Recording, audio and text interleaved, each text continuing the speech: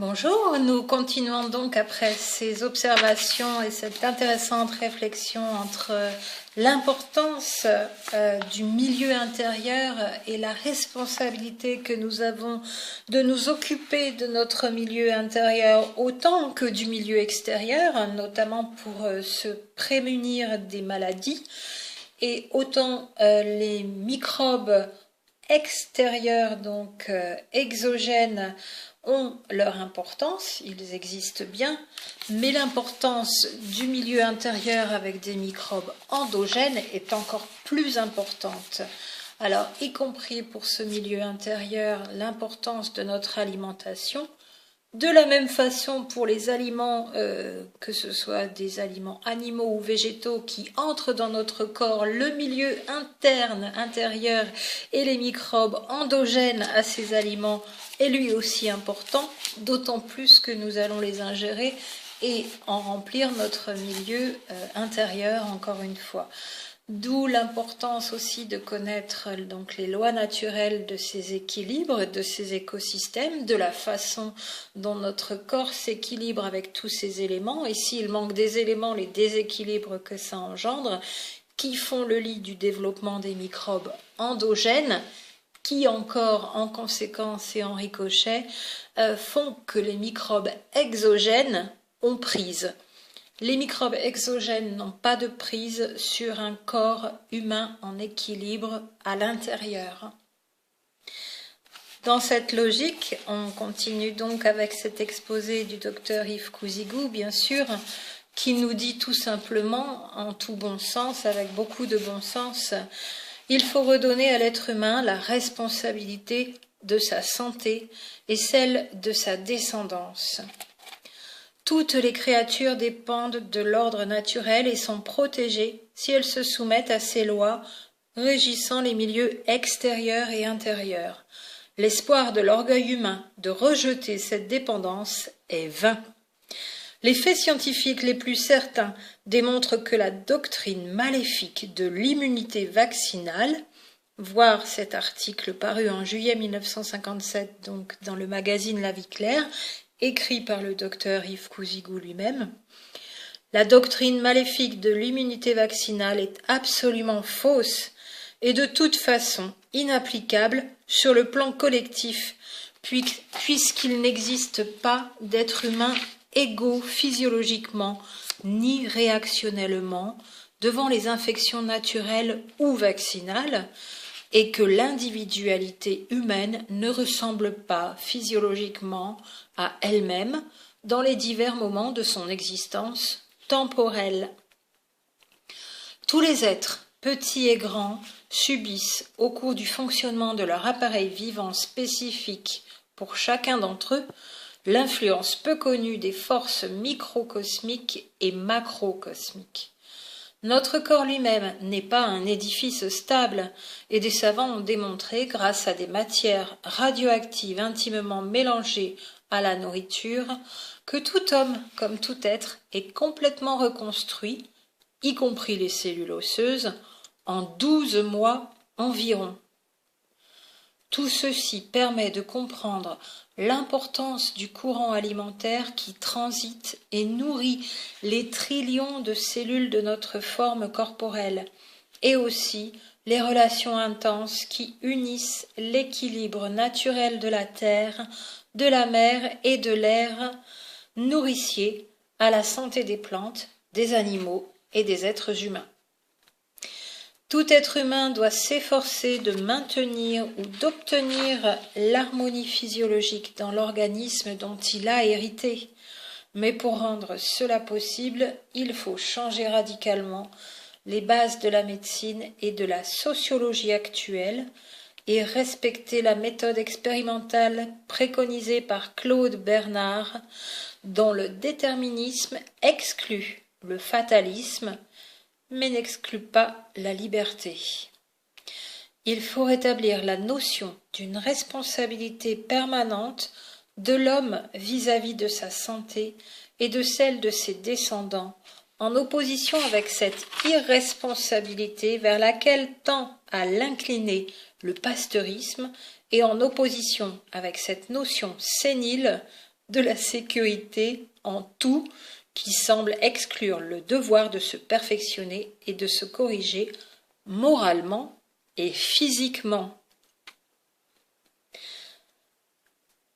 Ainsi que nous l'avons exposé dans nos divers articles dénonçant les terribles méfaits et l'inefficacité de tous les vaccins. Être bienfaisant individuellement et socialement, c'est avant tout éviter, par son travail et ses vertus empreintes de charité, d'être une charge pour les sociétés actuelles et futures, par soi-même ou sa descendance. C'est s'efforcer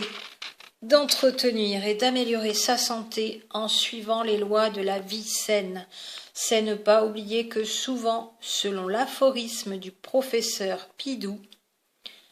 nous citons « La maladie est en nous et procède de nous ». Fin de citation.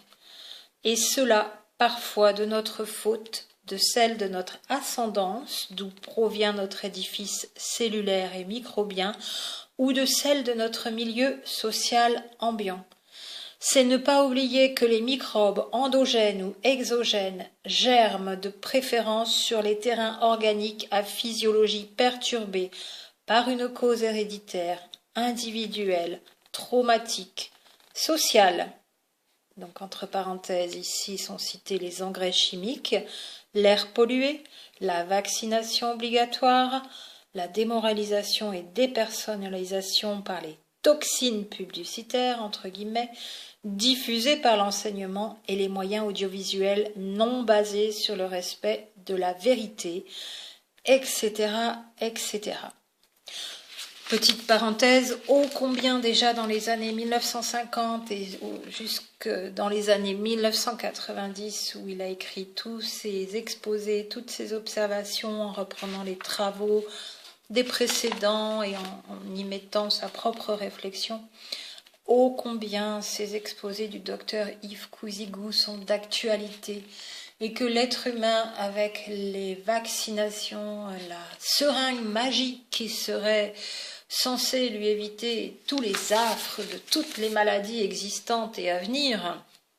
puisque la politique vaccinale, c'est de faire un vaccin pour chaque malheur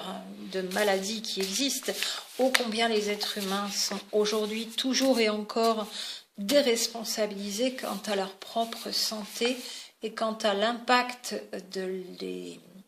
actes au quotidien, que ce soit par l'alimentation, par l'environnement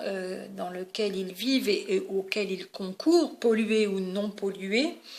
ô combien l'être humain est responsable de sa santé et ô combien actuellement il en est déresponsabilisé. Et la vaccination est une philosophie vraiment qui tend à complètement déresponsabiliser l'être humain de sa santé, le fait de prendre soin de son milieu intérieur par tous les moyens possibles dans la connaissance des lois naturelles. C'est ce que nous rappelle ici donc Yves Cousigou comme tant d'autres médecins, hygiénistes et naturopathes, puisque ça n'est absolument pas incompatible. Bien au contraire. Les travaux de Béchamp permettent de comprendre scientifiquement la part de vérité qu'il y a dans les conceptions anciennes de la nature préservatrice et médicatrice, dans les notions d'humeur d'Hippocrate, et de démontrer que c'est l'altération du terrain organique qui est initiale, tandis que l'infection se greffe secondairement sur le milieu humoral perturbé pour cuire, entre guillemets, et évacuer, toujours entre guillemets, ces humeurs viciées sous le masque d'un syndrome morbide, donc d'un ensemble de symptômes propres à la maladie. Telle ou telle maladie donc la maladie prendra telle ou telle forme à tel ou tel endroit du corps en fonction des particularités de l'individu, bien sûr. Cette altération organique remonte parfois loin dans l'ascendance et, selon Pidou, donc voir étude sur la phtisie en 1874, déjà aussi, il écrivait. Nous citons donc le professeur Pidou. L'homme n'arrive souvent à la phtisie, donc la tuberculose, l'homme n'arrive souvent à la phtisie, dans certaines variétés surtout, qu'après avoir descendu par ses ancêtres ou par lui-même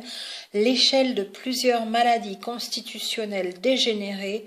dont la tuberculose est un des derniers termes.